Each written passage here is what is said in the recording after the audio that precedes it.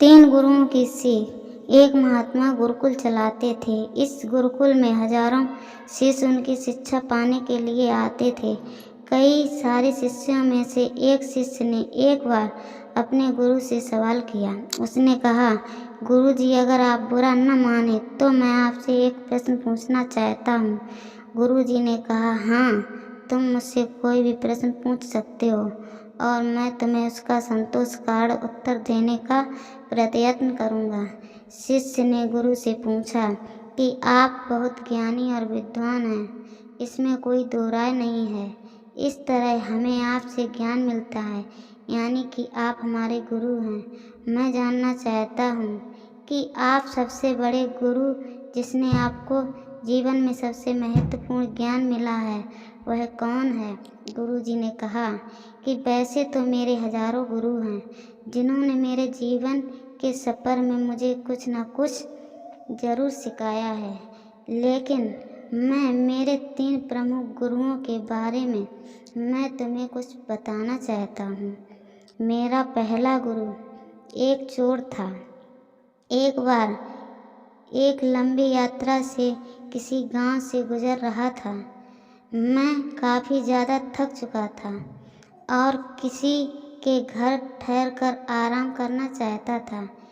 एक गांव में पास आने पर मुझे एक आदमी देखा, तो मैंने उससे पूछा कि मुझे गांव में कहीं आराम करने के लिए आश्रय मिलेगा या नहीं। उस आदमी ने अपना परिचय देते हुए मुझे कहा कि मैं एक चोर हूँ और इस गांव में ज़्यादातर लोग नास्तिक हैं, इसलिए कोई भी मुझे आश्रय देने नहीं देगा। साथ ही उसने मुझे कहा कि अगर मैं चाहूँ तो उसके घर ठहर सकता हूँ। मेरे पास और कोई रास्ता भी नहीं था, इसलिए मैं उसके घर चला गया।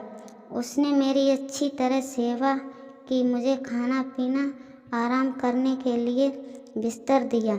रात होते ही वह बोला कि मैं चोरी करने जा रहा हूँ और आप ध्यान योग करते रहिए, मैं सुबह वापस आ जाऊँगा।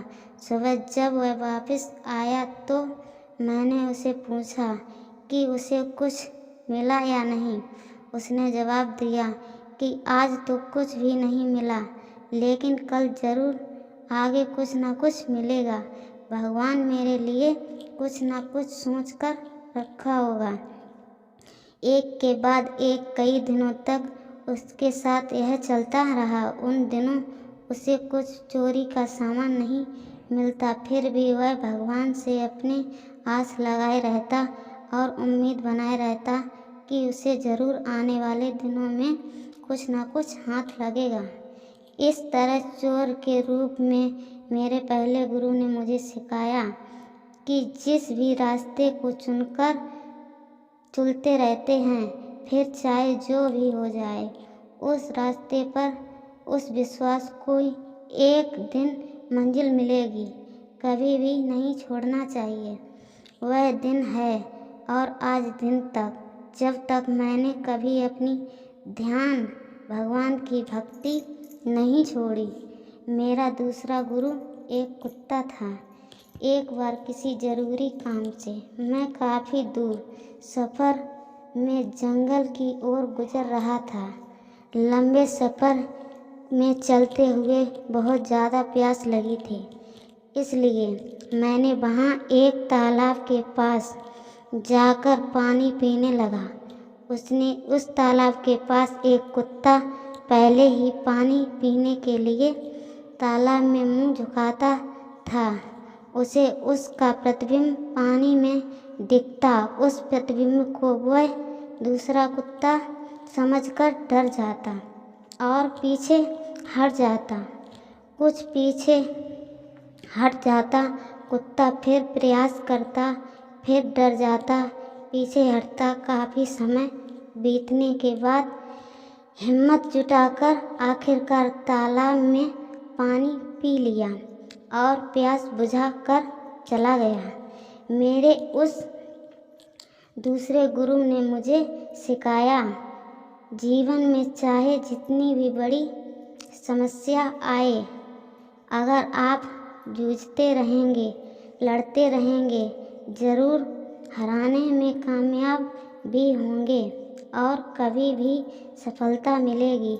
मेरा तीसरा प्रमुख गुरु एक 4 साल का छोटा बच्चा था।